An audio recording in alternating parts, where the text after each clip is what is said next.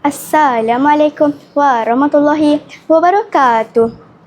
Ke Makam Bonda, karya Usman Awar. Kami mengunjungi pusara Bonda. Sunyi pagi disinari suria.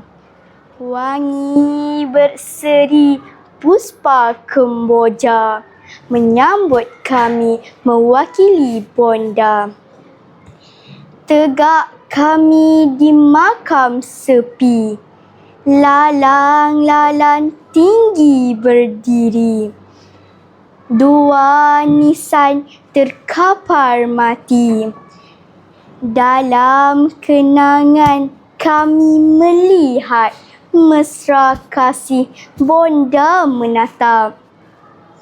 Sedang lena dalam rahap, dua tangan kaku berdakap. Bibir Bonda bersih lesu, pernah dulu mengucupi dahiku.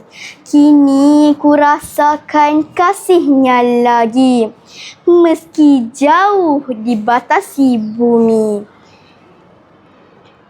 Nisan batu kami tegakkan, tiada lagi lalang memanjang.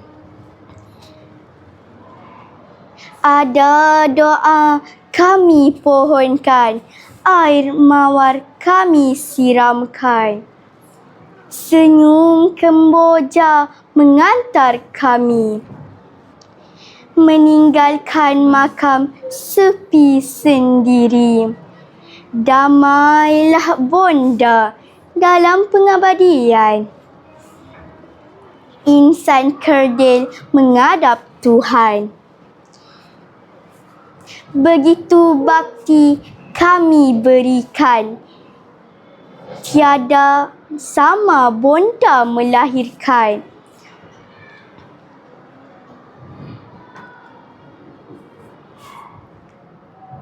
Begitu kasih Bonda tiada sempadan. Kemuncak murni kemuliaan insan. Sekian, terima kasih.